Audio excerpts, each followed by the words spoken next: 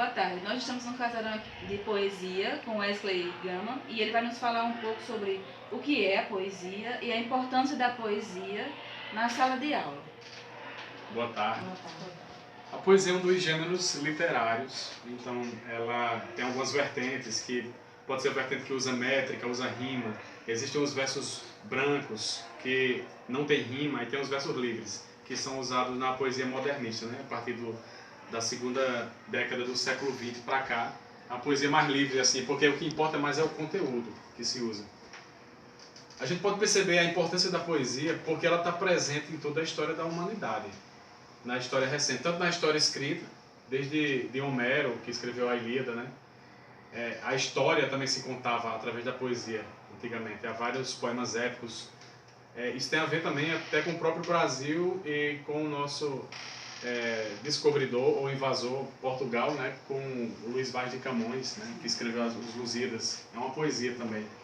E antes mesmo da história escrita, nós temos a literatura oral, né? Que era de fundamental importância porque auxiliava as comunidades não letradas a passar o conhecimento para a seguinte, né?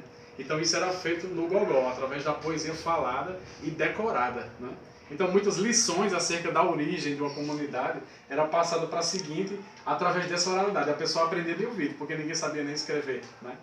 Então a poesia tem vários significados e muita importância dentro do contexto histórico, cultural de toda a sociedade. Dentro da sala de aula eu acho importante porque ela sensibiliza as pessoas, diferente de outras linguagens que se usam. O estudo da linguagem técnica, que é usado em embalagem de sabonete, que é usado no discurso direto, indireto, aquela coisa toda. Mas a poesia, como uma forma de arte que ela ajuda a sensibilizar. E muitas vezes é através da emoção que você consegue aprender melhor uma coisa, né? Tanto é que nós lembramos de grandes momentos da nossa vida, os principais momentos são aqueles que estão ligados a fortes emoções, né? Então você aliar isso, essas emoções ao próprio aprendizado, à educação, faz com que você memorize qualquer coisa e aprenda. Não é decorar, entendeu? É aprender. Você tinha uma pergunta para fazer? Qual a dica assim, que ele daria, não é, para que nós, quando estivermos em sala de aula, sendo educadores, para a gente incentivar, não é? Como a gente ia instigar esse aluno a buscar a poesia? Eu acho que é mostrar que a poesia pode ser uma coisa muito gostosa e que tem a ver muito com a realidade deles, né? Então, através da poesia ligado a esse lado mais lúdico, né? Então, trazendo para a realidade das coisas que eles vivem, eles podem se apaixonar pela poesia e se apaixonando pela poesia, eles podem se apaixonar pela língua portuguesa.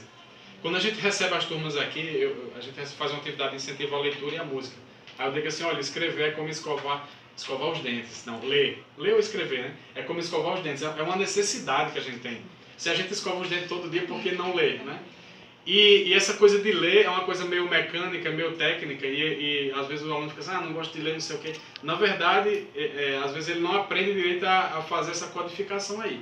Porque, aí eu brinco com eles assim, quando uma pessoa, no meio da aula, faz uma resenha, né, escreve um negócio, pode ser um tratado assim de 10 páginas, se for falando alguma coisa de outra pessoa, ele lê assim em 1 minuto e aprende tudo, né, para contar depois.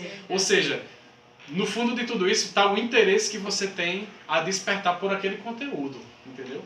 Aí, buscando essa forma de despertar neles esse gosto, aí com certeza eles vão levar isso pro resto da vida. Você acha, Wesley, que, assim, para trabalhar poesia, você acha, no seu entendimento, que é mais fácil trabalhar no ensino fundamental ou no ensino médio? Eu acho que vem de base, na verdade, desde criança, né? Tem vários poetas que focam em crianças pequenas. Então, uma criança de 2 anos, ela tem capacidade de entender determinada linguagem poética. E eu acho que isso deve ser acompanhado durante todo o processo educacional, desde a criança até você entrar na faculdade. No meu caso, eu fiz letras na UFRN também. Então, a poesia me acompanhou desde pequeno. Eu não tive aquele incentivo. Eu acho que eu tive mais... Eu despertei para a leitura mesmo e depois para a poesia. Primeiramente, através de história em quadrinhos, essas coisas eu gostava muito de ler. E tinha literatura de cordel em casa. Na escola não tinha muito incentivo, não. Às vezes, as bibliotecas funcionam, na verdade, como depósitos, né, de livros. Mas nos últimos anos a gente teve um acesso muito grande a livros, inclusive essa biblioteca do Casarão de Poesia começou com um ponto de leitura do Ministério da Cultura, né? E a gente teve acesso a um acervo e busca fazer esse acervo se inserir na comunidade de uma forma mais prazerosa.